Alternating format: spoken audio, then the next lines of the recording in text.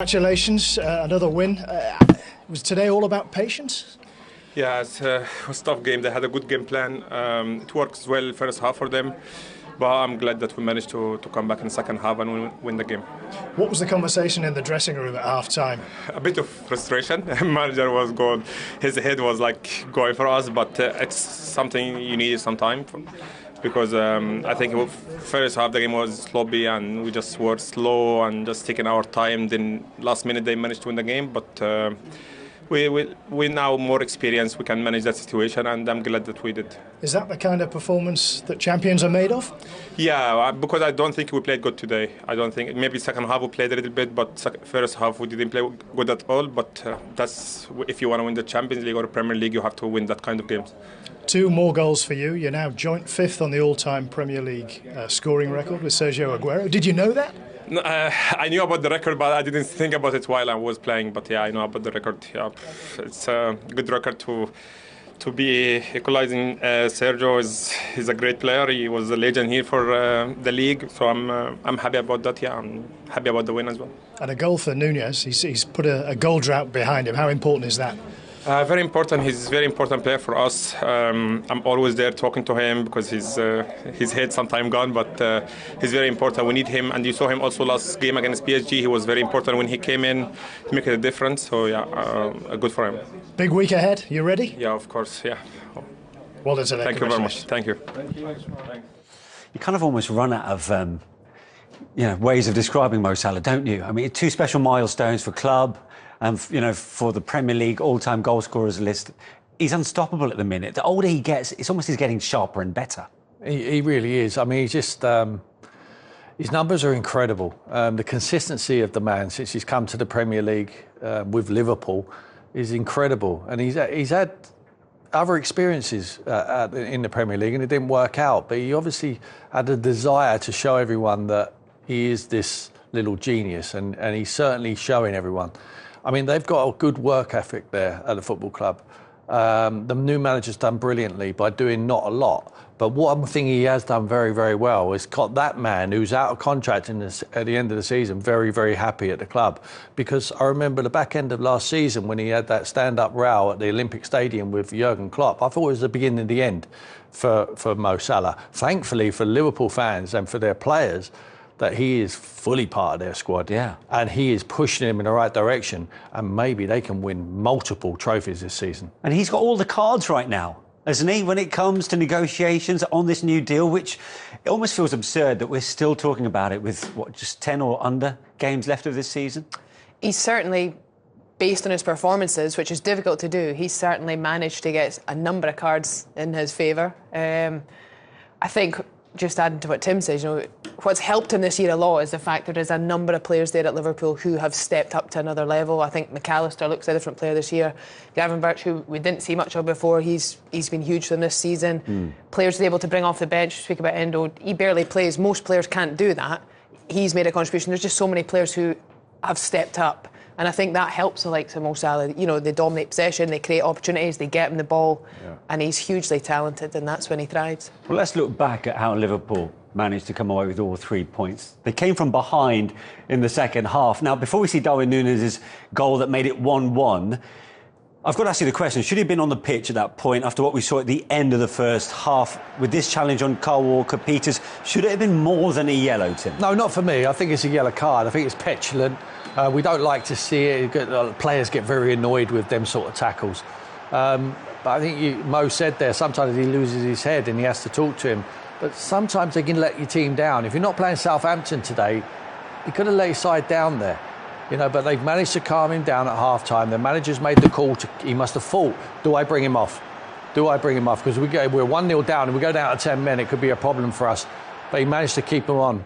And to be fair to the lad, he stepped up and he scores the equaliser, and then he gets the penalty for Mo to put him ahead. So you have to give him credit, but I think it's really good for Arne Slot to say to him, there's a warning there. That's petulant. You can't be like that. You can get away with it playing the team at the bottom of the league, but you don't get away with it you're playing midweek against PSG. No. Or you're playing the cup final against Newcastle next week and beyond. There's big trophies here to push for, so you don't need petulance within your squad. I think the tackle's borderline though. I think we've seen those in the past. He's just kicked him. I think it's one of those ones that people sometimes call an orange. Like, you can't just kick people. He's not gone for the ball. Yeah, but Liverpool's response was impressive in that second half, and it was Darwin Núñez with a fine finish, actually, wasn't it? Because all eyes on him, and the expectations were high, considering who they were playing this afternoon. Yeah, and I think it's a really nice finish. He just gets right across the front there last minute. He's a powerful runner, so he really holds his run. He does well not to be too eager, because he knows that front post is where he needs to finish, but he needs to arrive as the ball arrives, and it's very easy to get drawn to the ball and move sooner. You see he's just very, very patient, and then at the very last second, see defenders there caught watching the ball. He just gets across the face, and it's a lovely little punch past the goalkeeper. Ramsdale, no chance. Really nice finish. Good finish. Diaz does brilliantly. The pace is all on the ball. All he's got to do is get ahead of the defender, open up his side foot, and it goes in the bottom corner. Really, really good celebration from him. But then he shushes someone. He just can't help himself. I don't know what that was all about. But look, he's a cult hero there, from coming off the bench and scoring big goals. They always have that at Liverpool. 2 minutes later, he won the penalty. He did, yeah. He gets his. He's always a threat because he's a big size. You know, he stays in the width of the goal there, and he just gets his body ahead of Smallbone, and it's a rash challenge, and without doubt, it's a penalty in my opinion. Yeah, definite penalty. Just unfortunately, Smallbone thinks he's just going to get there first. He's no idea that Núñez is just off his shoulder. Yes, penalty. He's clever, Núñez, because he knows all he has to do is get himself in front of Smallbone. And when this man steps up now, you just never think he's going to miss. You know, Ramsdale would have fancied his chances, as he always does, of saving penalties. But when Mo Salah steps up, just don't know where it's going to go. What I have noticed about his penalties of late, they all go high. Yeah. I mean, if the goalkeeper goes the right way, it's in the roof of the net. You can't jump out unless you're Superman. You can't jump up and stay up there. And that was milestone one with that first penalty. Outright third then for Liverpool's all-time goal scorers, 243, above Gordon Hodgson. And it got even better because he got another penalty, of course. 86 minutes on the clock, and handball by Sugawara, and you can't really deny them that this was going to be a spot kick. No, and he gets himself in a little bit of a pickle. He does well to track the run initially, and you see that he just slightly misjudges that bounce, and he panics because he thinks he's probably run by it, and he just swings. This is the best angle. You just see he brushes his elbow out towards it, and yeah, it's one of those really tough moments. The centre back, he knows that he's in trouble. He feels the pressure of, you know, he's just right on his shoulder, and I find that tough to watch as a centre back, because I've been there when you know you're in trouble, and unfortunately with VAR you can't get away with those anymore. Good use of VAR, that, because not one player on that pitch appealed for a penalty. Yeah, that's a good point, actually. Yeah, and Mo Salah steps up, almost the inevitable outcome once again. I mean, it's cat and mouse. I mean, Ramsdale thinks he's going to go the same way again, and he doesn't. He just whips it across him, and the height again. If Ramsdale goes the right way, he still doesn't save it. Just can keep ticking them numbers up. Fifth now on the Premier League's all-time goal scorers list, along with Sergio Aguero, 184 goals. And the start of a crucial few weeks, or few days, I should say, for Liverpool. Arne Slot says 3 finals on the way. Is that the best possible way to start it? I mean, I think the Liverpool players feel like every game is just a game they have to win. They should win. Wednesday night was a really tough night for them. Watching that, they were really under pressure for large parts of the game, and you know, they found a way to come away with a result. Now they take that result home. I think they'll now feel like they can relax after today and look forward to Tuesday, knowing that they're at home, knowing that they've got this momentum, this good feeling amongst the group.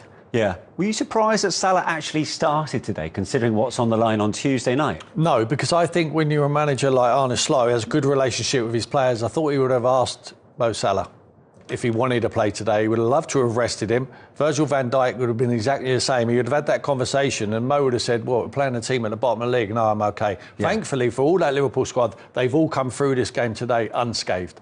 Yeah, and 16 points clear at the top. How significant is that, albeit with the fact that Arsenal have got 2 games in hand? I think it's very significant. I think what's even more significant, though, is the form that they're in. It's just so hard to, you know, they literally feel like they have the best 11, they have the best squad, they have the best form. you just can't see in any way how they won't go on and win the league, certainly, and they're in a great position, you know, for other competitions, and the fact that the Champions League will be the big one that they would also love to be champions of too. Well, from one Scotland captain to another, because we can now hear from the Liverpool dressing room. Andy Robertson joins us now from Anfield. Andy, very well done today.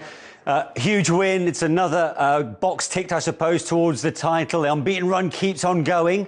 You had to do it the hard way, though, didn't you? Yeah, it wasn't easy. It wasn't an easy afternoon. I think first half, you know, I thought we started the game well, first 5-10 minutes, but then I thought we gave them the confidence. They started building into the game, gave them a few corners, gave them a goal that shouldn't really happen, and then, you know, we've got an uphill battle from there. But I thought the lads were excellent second half. I thought we showed the reaction, we brought the energy, and luckily we got the 3 points in the end.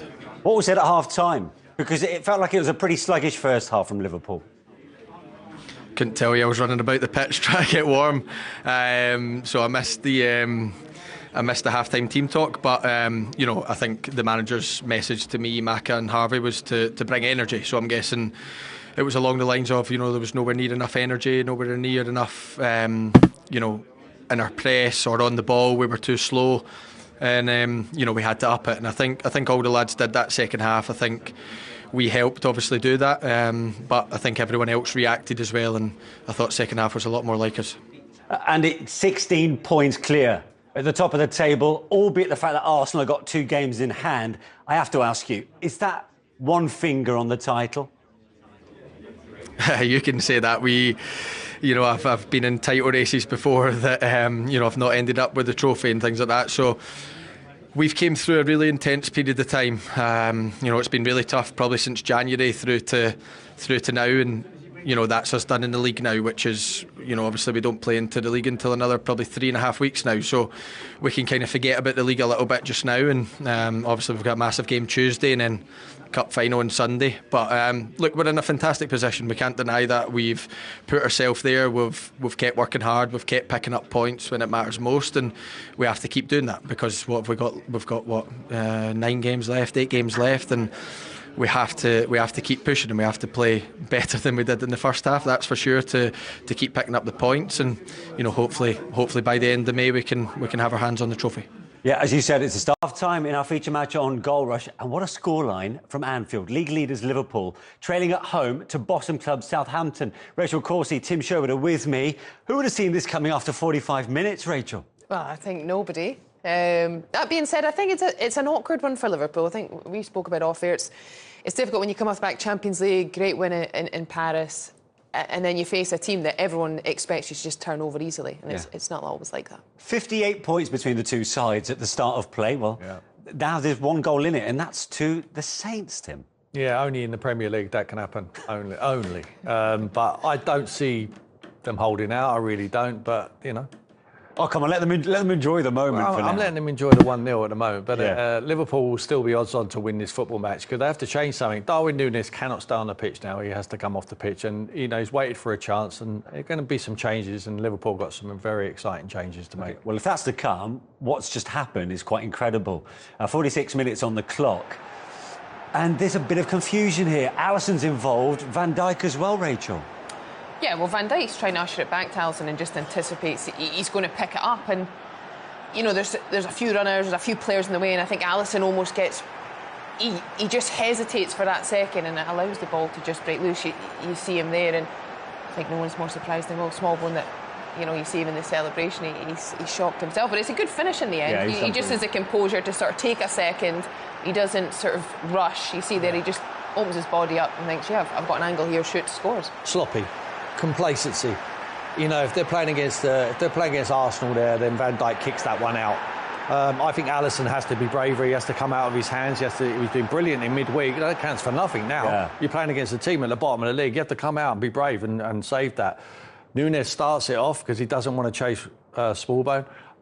It was a comedy of errors from Liverpool's point of view. It's the life of a goalkeeper in many ways, isn't it? What we saw against PSG from Alisson, and now that. But was there a foul from number 18, Mateus Fernandes, on Alisson? No, not for me. I thought it was a foul from the other side. I thought Alisson does him, really. I think you see it from a different angle. There he is.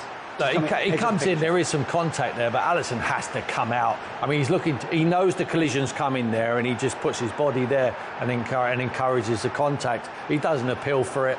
I just think he has to be braver there. He has to come out and smother that ball, or Van Dijk has to kick it into the cop. Yeah. For Darwin Núñez, it's a chance for him to try and impress. No goal in all competitions for Liverpool in 10 games, and he ended that first half with a yellow card to his name, Rachel. This is clearly frustration, right? Getting the better of him?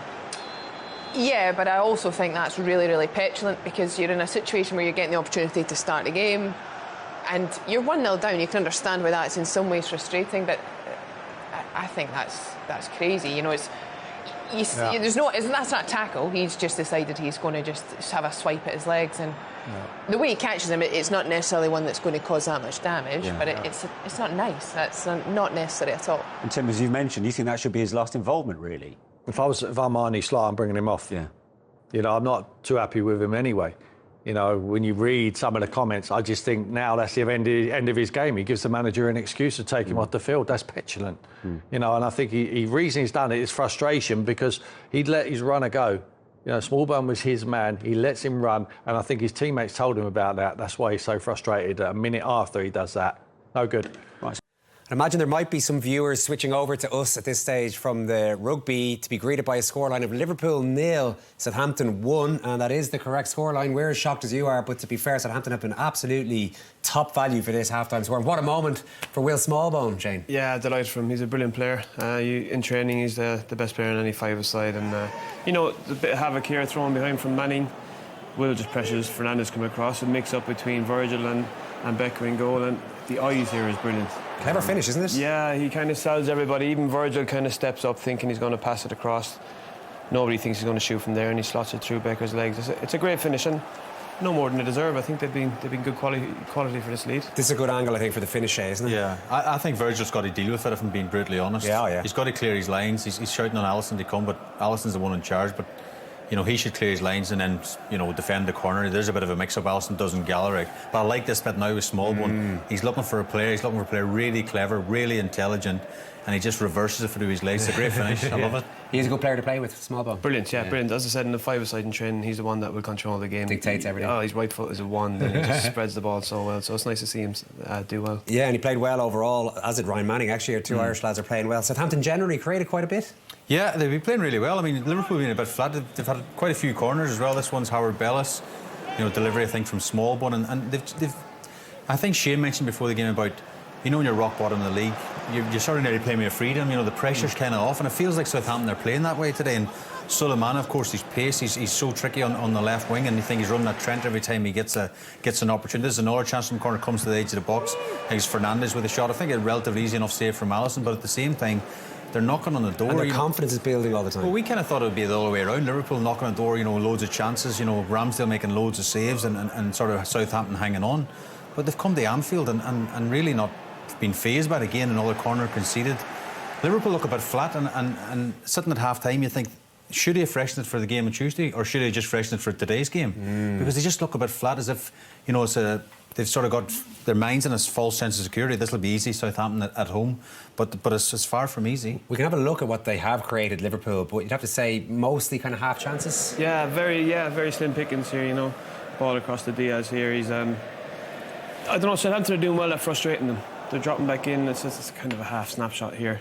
This is probably, I think, the best chance they've had. It's a good player on the edge of the box, across the box here. Finally falls to Jones, and it's an unlucky finish. He clips the post here.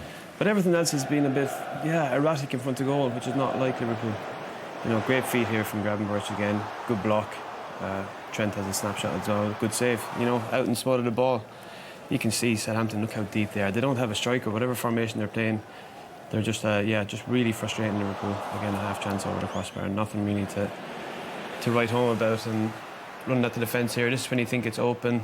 You think, go on, Diaz on that right foot, and I can't say anything because you've never missed a chance like that. I'm sure you can see how frustrated Andy Slot is. Has he been a bit outfoxed a little bit by Southampton? I don't know if the word's outfoxed. I just think sometimes it's, you know, he's up in the stand. There's not much he can do from there, but you can see how frustrated he is with that shot. But I think that he's frustrated with the full first half performance.